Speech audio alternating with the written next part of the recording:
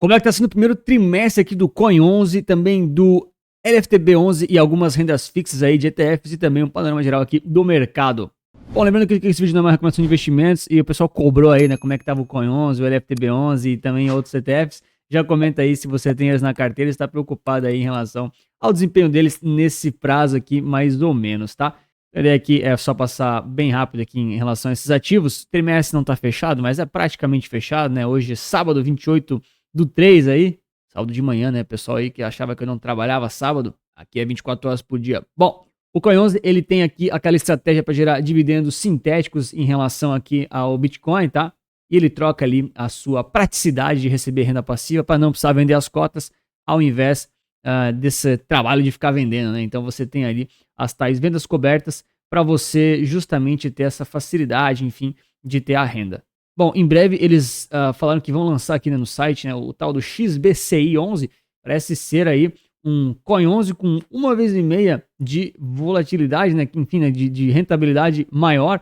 Provavelmente também vai cair 1,5 vezes se cair, né? Enquanto eu tiver mais informações, a gente dá uma olhadinha nesse novo ETF, tá? Eu até falei com eles, eles comentaram que ainda não tá tudo pronto, em breve eles vão entrar em contato. E pelo que a gente vê aqui, pelo site da News também, que é aberto e público, essa opção também existe lá, né? Para quem não sabe, a News é parceira aí da Buena Vista, no caso um braço lá dos Estados Unidos, e eles têm ali essa exposição turbinada em relação ao Bitcoin. E aí pode ser que ele pague ainda mais proventos do que o Coin 11, porém a volatilidade vai ser muito maior e você também vai ficar mais exposto aí às quedas e às altas, tá? Mas aqui falando do Coin 11, que é o que você provavelmente tem na carteira, se você clicou nesse vídeo, bom, é legal porque aqui pegando o longuíssimo prazo, né, tirando aqui esse início que a gente nunca gosta de ver, o Coin 11 tem aqui uma aderência muito grande em relação aqui ao Bitcoin em reais sempre, né?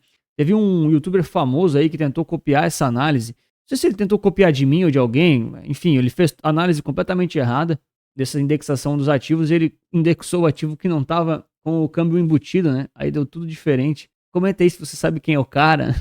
Enfim, ele é um ótimo youtuber. Aí eu sou um ótimo analista. E aí o que acontece? O Coin 11 aqui, reinvestindo os seus dividendos, ele está muito próximo ao Bitcoin, tá? Qual que é o ponto? Quando a gente tem, por exemplo, né, as situações das quedas em relação ao Bitcoin, né, quando ele cai, o Coin 11 ele tende a se beneficiar um pouquinho das quedas, né? Por quê? Porque com aquela estratégia de venda coberta para gerar os dividendos sintéticos, você tem aí aquelas calls, né, as opções ali de compra não sendo exercidas, né, porque o preço caiu. Ninguém vai comprar mais caro do que está agora. É que nem você ir no supermercado com um contrato dizendo assim, eu posso comprar 1 quilo de tomate a R$5. Aí o tomate está custando R$3,99. Você não vai comprar 5, você vai comprar R$3,99. Então é mais ou menos isso que acontece no Coin 11 e nas estratégias gerais aqui de dividendos sintéticos. Quando o preço cai, ele tende a se beneficiar dessas opções, porque ele consegue capturar mais ainda esses prêmios. O problema é quando o preço sobe, né? Que daí as compras são exercidas, né? Você tem lá o tomate a R$5, mas agora o tomate é a R$8,99. Você fala, não, mas ó, eu posso comprar a 5. Aí o mercado vai te vender a 5. É tipo isso, tá? E aí ele não consegue capturar totalmente as altas nos cenários muito explosivos. Mas aí você tem a renda passiva mensal, que é o seu objetivo, né? Enfim, olhando aqui o trimestre, que é a ideia geral do vídeo, a gente tem aqui justamente essa ideia aqui, né? Dá para ver que o Coin 11 caiu 26,76% e o Bitcoin em reais 28,67%. Então você vê que o Coin 11 caiu menos, mas é pouca coisa, tá? É difícil você falar, o Coin 11 vai ficar de lado e o Bitcoin vai cair 30%. Claro que não, né? É um ativo que vai acompanhar bastante aí o Bitcoin e foi um trimestre dolorido para as cripto, tá bom? Então não é o Coin 11 que tá caindo, é o Bitcoin que tá caindo, as cripto de forma geral, foi um trimestre que sangrou um monte. Cara, você tem que estar ciente desses riscos, né? O pessoal comenta aqui no canal, pô, Coin 11, Coin 11. Esses dias teve acho que foi uma mulher que comentou também, pô, tô preocupada com o Coin 11 e tal, tá caindo muito. Cara, primeiro ponto, né? Não é só o Coin 11, né? São as cripto. Segundo ponto, mais importante do que se preocupar com o ativo ou com as guerras, com o Trump, fazendo coisas que você não concorda, ou se você concorda, não importa, é você entender, poxa, quantos por cento desse ativo é na minha carteira? Independente se você tem Bitcoin ou Coin 11. Porque esse percentual é o que vai guiar você a tomar as decisões certas nos momentos de dificuldade, que são esses de agora, que o mercado está sangrando e que muita gente está descobrindo que não tem tanto perfil de renda variável quanto achava que tinha. Então é uma reflexão importante para você fazer, senão você fica aí comprando um montão de renda variável só porque paga dividendos ou porque já viu gente comprando Bitcoin e ganhando muito dinheiro, mesmo que não pague dividendos, e você não está ciente dos riscos. Eu sou muito chato com isso, eu bato muito na tecla dos riscos, porque as pessoas geralmente olham para os ganhos, né, e eu olho para os riscos para ninguém ter grandes surpresas, tá bom? E assim, de certa forma, o Coin11 vem aqui pagando bastante, né? Os dividendos que ele paga são muito relevantes, né? A galera gosta muito desses proventos acima de 2% ao mês, muito próximo disso pelo menos, né? Talvez um pouquinho menos ali com os impostos. E a gente vai ver ali com essas novidades aqui do Boosted, família Boosted, ó, Boosted Bitcoin. Aí talvez ele pague até mais dividendos ainda, só que daí o risco é maior ainda, né? Pensa, talvez aqui ele pode subir 1,5 vezes, mas ele pode cair 1,5 vezes. Tá, vamos aguardar aí as novidades quando elas ficarem disponíveis, mas de qualquer forma aqui a gente percebe que o Coin11 frente ao Bitcoin, ele teve essa pequena valorização nesse período aqui de queda, vamos dizer assim, né? Mas se você gosta de Coin11 ou então gosta da renda fixa, que eu vou começar a falar a partir de agora, deixa o like, se inscreve no canal para mais vídeos como esse. Isso me incentiva muito a trazer vídeos com frequência aqui pro YouTube, tá? Bom, o pessoal também me cobrou aí nos comentários, eu adoro as cobranças que vocês fazem, tá? Pode fazer sempre. Depois eu vou falar das cobranças que eu fiz aqui num vídeo. Uma história do bastidores, eu vou deixar pra parte final do vídeo só pra quem é raiz do canal, se quiser ouvir. Fiz uma cobrança pra uma gestora gigantesca, acho que foi o segundo maior banco aqui do Brasil, privado pelo menos, e os caras viram num vídeo, tá? Vou comentar daqui a pouco. Então vocês podem cobrar aí se querem atualizações do mercado, que eu vou fazendo aqui à medida do possível, tá?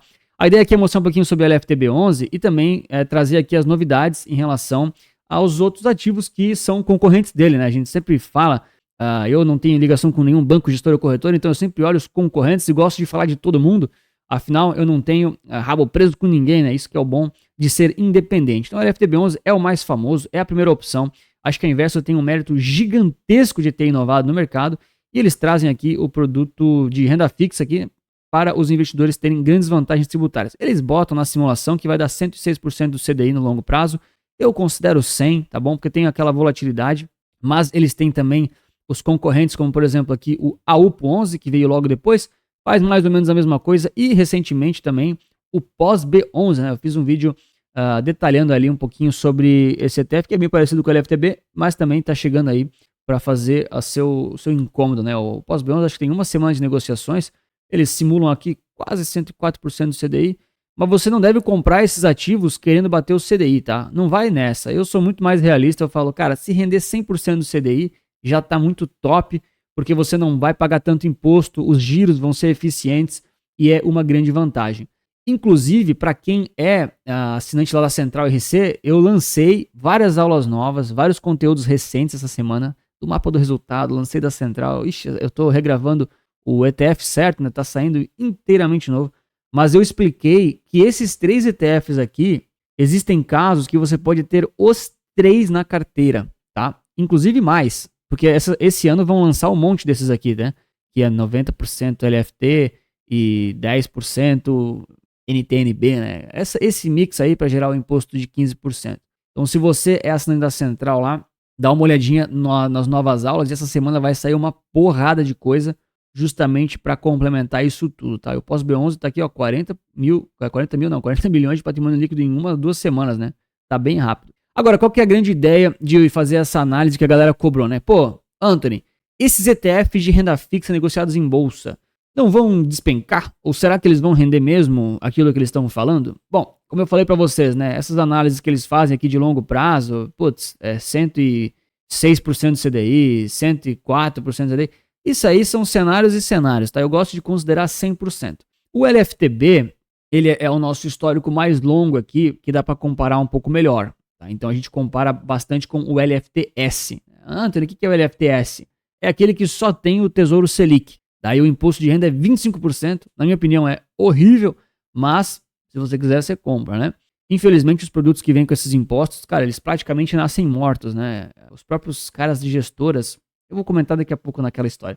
Eles falam isso, né? Cara, não tem por que ficar lançando produto com 25% de imposto de renda. Ninguém vai comprar. E realmente, cara, não vale a pena, tá? Agora, esse de 15%, que é o LFTB, o AUP, o POSB e os próximos que vierem, esses você pode dar uma estudada porque eles têm grandes vantagens tributárias. Qual que é a ideia aqui dessa análise? É a gente olhar, por exemplo, o LFTS, que é praticamente o CDI, tá bom? E colocar ele em cima aqui do LFTB, claro, tirando esses prazos iniciais de quando o produto tem aqueles spreads, tá? Então você tira aqui aquela volatilidade do início, o que a gente vê na prática? Cara, eles rendem praticamente aqui a mesma coisa, tá? Dependendo da janelinha que você pega, o LFTB bate, dependendo do LFTS bate. A diferença aqui, pessoal, é muito pequena, tá? Por quê? Porque você pega, quando eu olho no gráfico, você pega um ponto no gráfico dos dois ativos e é como se você nunca mais tivesse comprado eles. Então, você meio que está comparando um ponto único. E aí, se você pega um ponto de um dia que foi meio ruim, não é que foi meio ruim, né? Mas de mais volatilidade, né? Sei lá. Ó, esse aqui, ó, pronto. O LFTB bateu. Só que é só aquele dia. Quando você vai comprando todo mês, por exemplo, ou quase todo mês, você vai pegando meio que a média e vai ser praticamente igual, tá bom?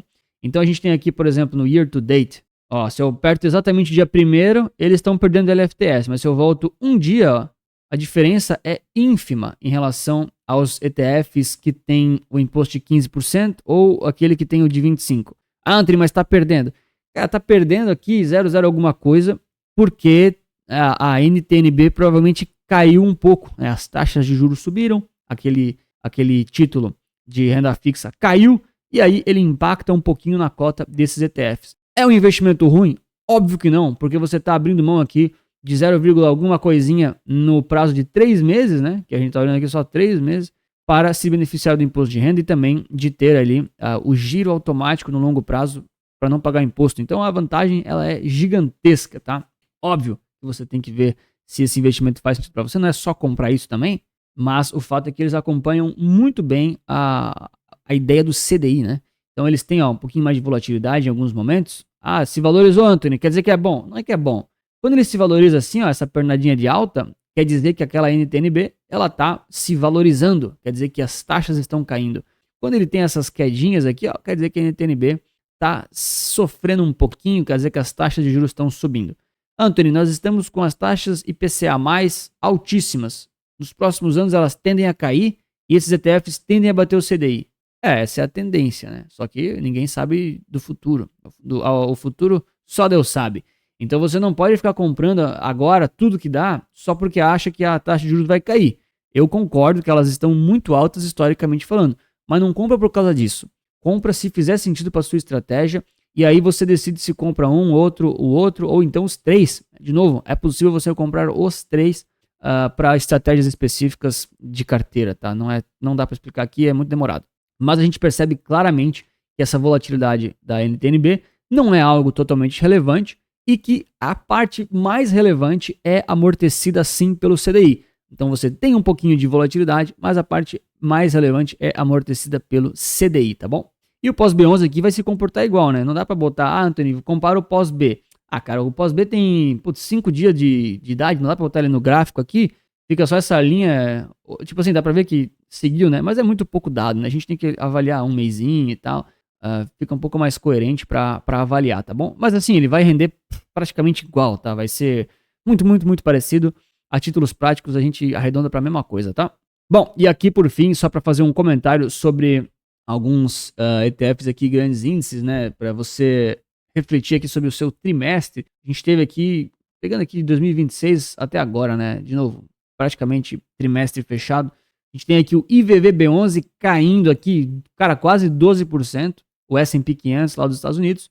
A gente tem o Ibov 13% de alta, apesar dos apesares, né? Guerra, Lula, Bolsonaro, Alexandre de Moraes, tudo isso foi irrelevante para os ETFs, seja se você acha que isso é bom ou ruim.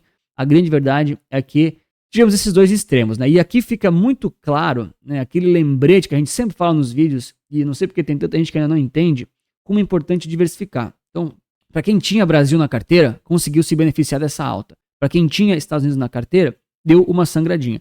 Mas você nunca aposta tudo num único país ou num único ativo, porque daí pode ser que ele vá muito mal. Claro, né? Todo mundo bota no YouTube e no Instagram aqueles que deram muito bom, né? Comenta aí se você não vê a galera falando, olha só, o ativo que eu recomendei subiu 100%. Ó, sim. E os outros 50% que caíram 3.000%, né? Agora, e se você acha que não pode cair mais de 0, você tá enganado, tá? O petróleo foi negociado a preços negativos em 2020. Se você lembra, comenta aqui embaixo. Agora, o mais importante de fazer a diversificação é nesses momentos você não ter o desespero de falar, caramba, Meu Deus, minha carteira está sangrando 12% no trimestre. Cara, você comprou um pouquinho de Estados Unidos, você comprou Brasil, você comprou talvez a média do mundo todo, que eu trouxe aqui o World 11. Você talvez comprou China, eu trouxe aqui o Pequim 11, já vou explicar o porquê que eu trouxe, tá? Como um exemplo, né? Óbvio, nenhum desses aqui é para você sair comprando, só para ilustrar as médias do mercado. Ou então você comprou, sei lá, o mundo todo sem Estados Unidos, né? GXUS11, por exemplo, é o ETF que melhor representa isso hoje no Brasil. Agora, você pode te comprar um pouquinho de tudo, né? Talvez cuidar só com a sobreposição, se você comprar o World 11, enfim. Mas você, idealmente, tem que se expor a diferentes geografias e diferentes classes de ativos. Aqui a gente está olhando só ações. A gente já olhou aqui as ações, a gente olhou a renda fixa brasileira de uma classe, né? Que é praticamente pós-fixado. A gente olhou cripto também. Você pode comprar também, vai da sua estratégia em relação a todo o mercado. E a gente percebe que nesses momentos, às vezes o Brasil vai muito bem, às vezes os Estados Unidos vai mal, às vezes a média fica no 0 a 0. Eu trouxe aqui o dólar também, né? O dólar caindo 3%, 4% quase, ele empurra esses índices aqui para baixo, né? Na maioria deles, porque eles têm o câmbio embutido. Então aqui é o lembrete da diversificação, né? Quando você compra tudo apenas de um único país, você fica exposto e tem que acertar. Você tem que acertar. E eu não sou tão bom assim de acertar. Eu prefiro ser estratégico do que ser um adivinho. Eu costumo dizer isso, eu sou bom em estratégia, não sou bom em previsão de futuro. Comenta aí pra mim se você tem IVVB11, se tem GXUS11 ou World 11, ou se você tem IBOV, Divo, Divid11 e assim por diante. E eu trouxe aqui o Pequim 11 justamente porque aconteceu uma coisa muito legal essa semana. Vou compartilhar aqui com a galera que ficou até o final. O Pequim 11, ele é um ETF lá do Bradesco, né, Bradesco Asset, e ele representa a China, tá? É bem complexo explicar, não é só China mais câmbio, não é assim, tem umas outras coisas lá. E foi muito legal porque no vídeo de Pequim 11 que eu fiz, não sei se você já chegou a ver, eu fiz umas críticas, assim, meio, não sei se foram exageradas, mas umas críticas diretas ao Bradesco, porque a forma como ele apresentava os ETFs dele estava muito ruim, na minha opinião, em relação ao que poderia ser.